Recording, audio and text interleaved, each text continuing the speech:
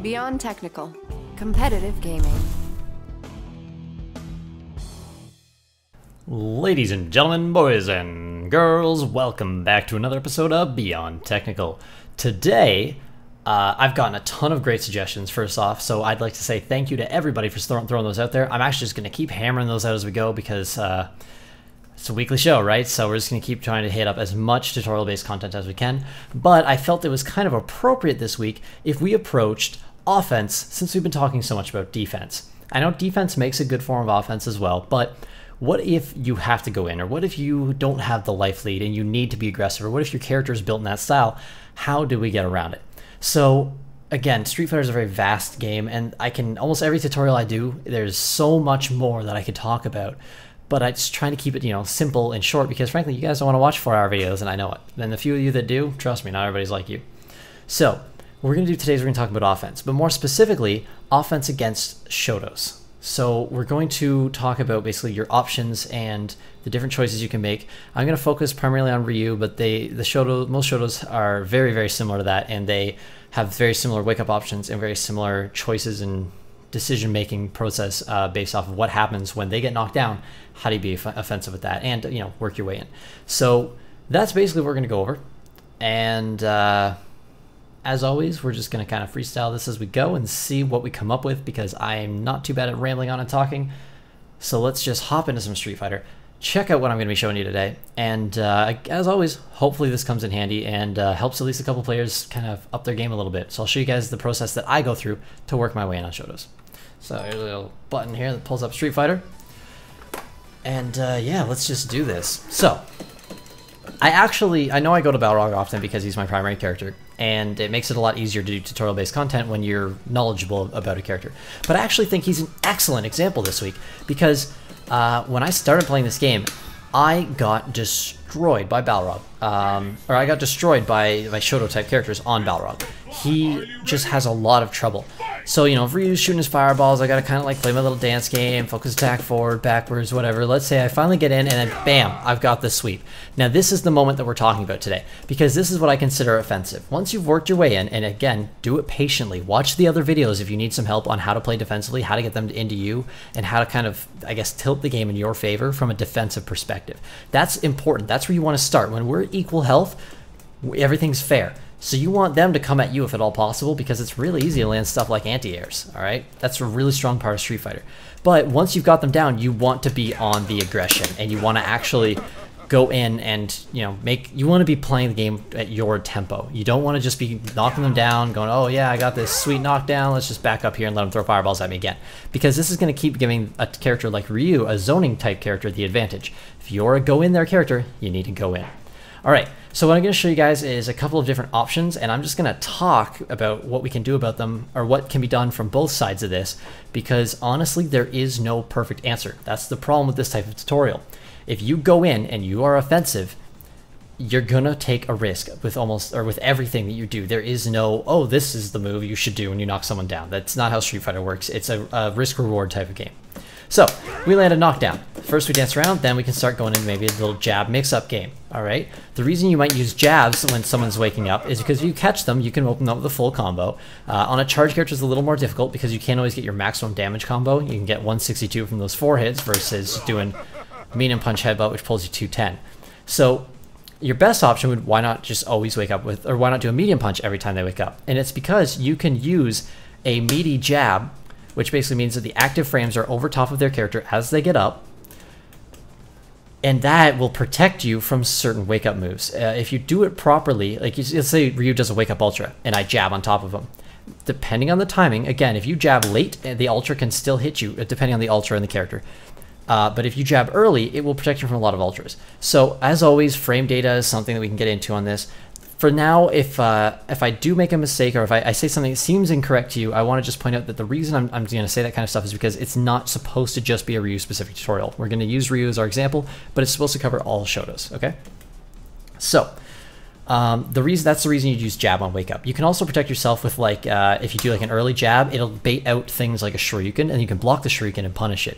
Okay, so jab is a really, really quick way to kind of pressure somebody or create the illusion that you're about to pressure somebody. If you always hit a button on wake up, they're going to start kind of changing that pattern. So you can use that as a bait move, okay? So after knockdown, here's the other option, is a solid meaty, all right? Sorry, I kind of messed that up a little bit. Boom.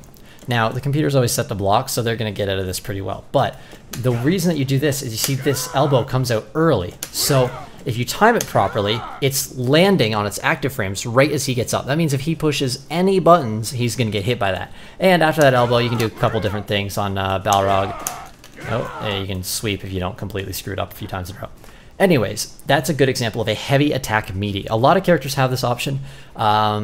And what you can do is you can chain this into a full combo with a lot of characters. So that's typically what you get when you're talking about a meaty attack. It's to take a very heavy attack with a slow startup, right? This elbow doesn't come out instantly. It comes out pretty quickly, but it's not instant.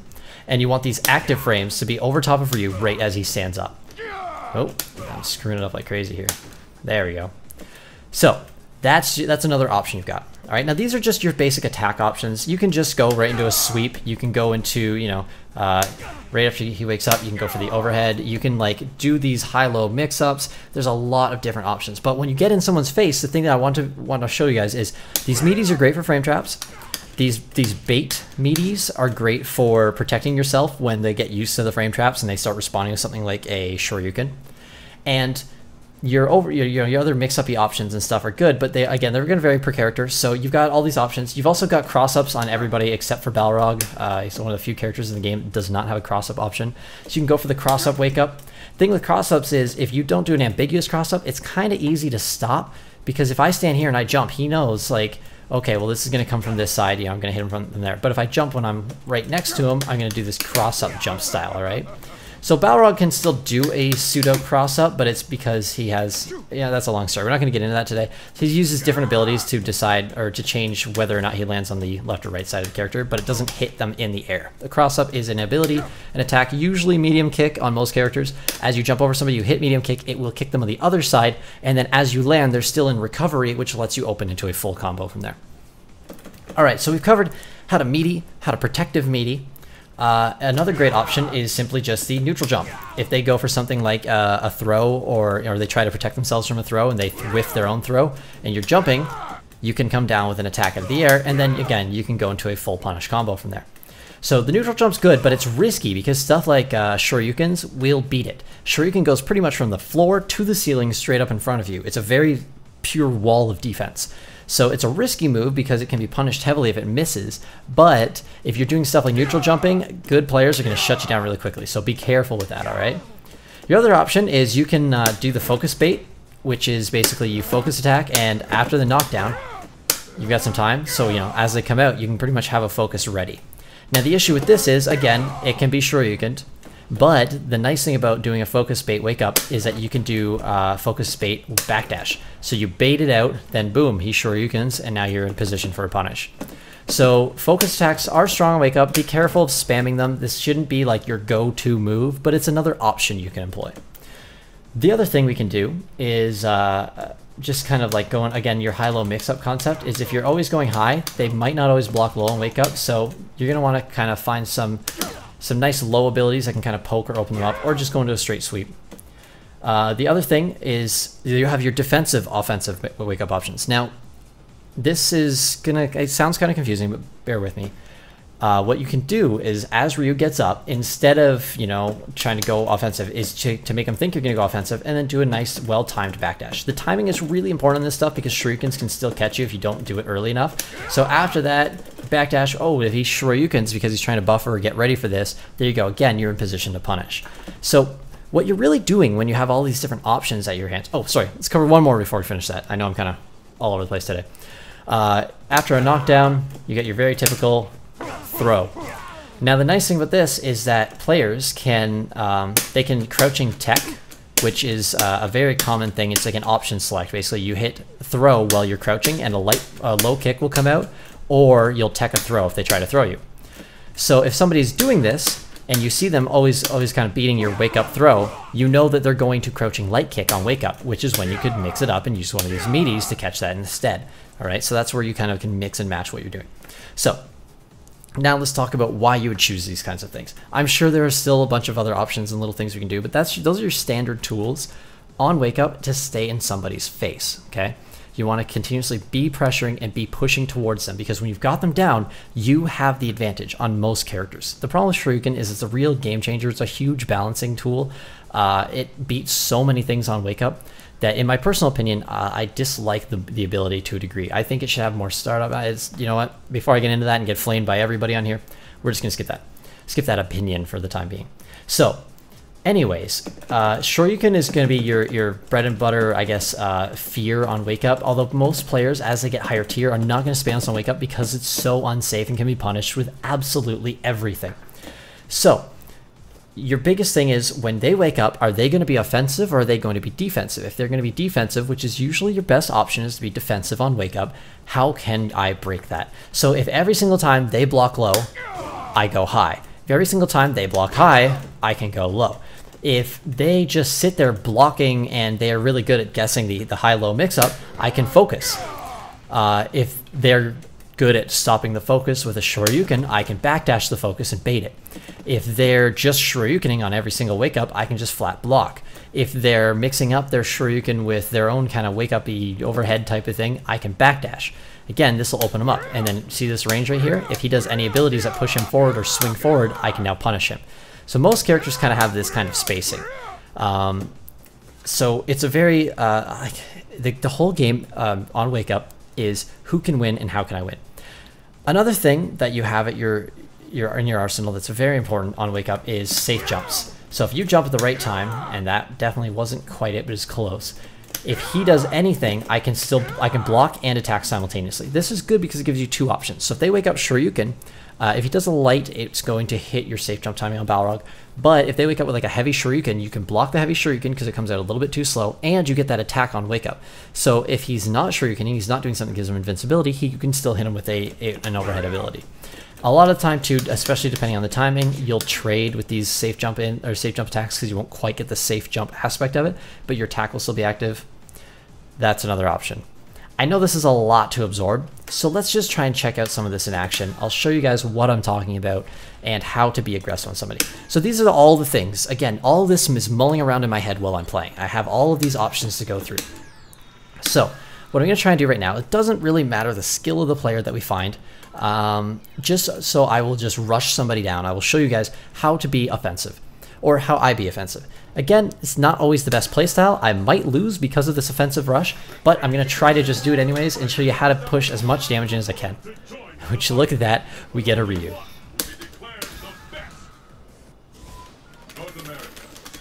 Alright, so, remember, okay, this guy's got relatively decent points, so I'm going to try and be offensive on him. Now, first things first, work your way in, okay? So, bam, he's working his way in right away too. Oh, I got caught by that.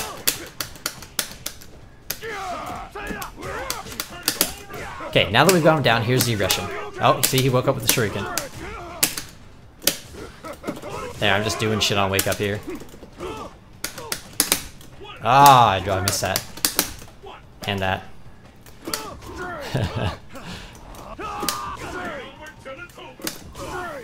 There, now that I've got him in there, I'm using Balrog's dash punches to pressure this.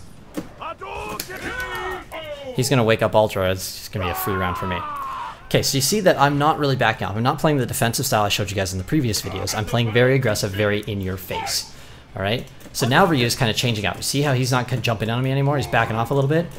He's not really liking this offensive rush down. Oh, caught him on a backdash. So he's doing Shuriken on every wake up so far, right? I'm doing some headbutts too. I tried to tech that. Alright, so keep that in mind. Oh. Let's see if I can't adjust.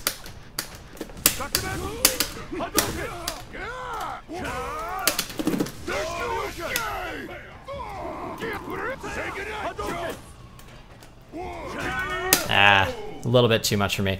Now this is a lot of kind of, because I'm trying to play overly aggressive for the video, I'm doing a lot of things that aren't necessarily the brightest, but I'm just trying to show you guys how once you get in there, you can keep that aggression going. Ah, my god, I'm dropping everything today. And this offensive playstyle, I did that so I can push him more towards the corner. There we go, we got the stun already. See, that's the nice thing about offense, is that it keeps them pretty much on the back burner. Oh, I could have super done that and won. Anyways, there's my nice wake up, jump in. There's my potentially safe jump timing. If he had gone for a heavy punch streak right there, I think I had the timing properly and he would have missed it. So there you go. There's me showing off a nice quick example of how to just go in on somebody, go berserk mode and get around their defense. Now that guy was clearly going to try and protect himself from a lot of these things, but because we kept mixing up jumps, dash punches, focus attacks, you know, I did an overhead there, I caught his backdash for some reason. There's just a lot happening, and it's very, very difficult. When you set a tempo that's very aggressive and very in somebody's face, it's very tough to beat them, or it's very tough to defend yourself against that. Because when you're so pushy and all over somebody, they get really flustered a lot of the time. So that's why switching your playstyle is important. You need to have both offensive and defensive playstyles under your belt. I think defensive is a stronger playstyle, but when you need to switch, you need to flip that switch at some points in the round. You need to just go in and go in hard. So you need to use these tools, especially your wake up, frame traps, which is your meaties. You're just plain defense on wake up. This guy shurikened me almost every single time he woke up. If we'd been playing a lot of rounds, I took note of that, and I would have been blocking on wake up, which would have let him open himself up to get punished pretty harshly. Now, unfortunately, I didn't get any good examples of that in that video, I don't think, but it's that kind of stuff you should keep in mind. And again, I was just trying to be overly aggressive. When you're overly aggressive, wake up shuriken is not a bad thing to be doing to somebody if they're just going way too crazy on you. So there you go. That's my how to be aggressive tutorial. As always, there's 1,000 more things that I could be mentioning about this. You need to learn your own character and practice, practice, practice. Put in your own time. Figure out what kind of cool stuff you have, and head on over. There's a cool website out there if you haven't been using it, shuriken.com. There's some crazy in-depth character forums where people just discuss everything about specific characters. The problem with my show is I can't cover every character for you guys. I can't tell you everything that I would do for every individual character setup and matchup, because honestly, I don't even know all of them. There's so many things happening in Street Fighter. There's so many options. There's so many variables. Check them out. You got to learn it yourself, all right? Good luck, keep playing, rank up, and as always, let me know if you got any suggestions, things you want to learn in the comments. I'm going to keep trying to hit up what you guys are asking for, but there's a lot of requests coming in, so I'm sorry if I don't get you. I'm definitely reading everything you guys say. Thank you very much for the feedback, and as always, subscribe, check out Beyond Technical on the Beyond Technical YouTube channel, over on CrossCounter if you're watching it on Beyond Technical versus if you're watching it on CrossCounter. Flip to one or the other. Both places are pretty cool. And don't forget to subscribe, follow on Twitter, Facebook, especially if you want to see the newest episodes coming out. And by all means, start up some discussions and let's see what everybody else thinks about what's going on here. All right.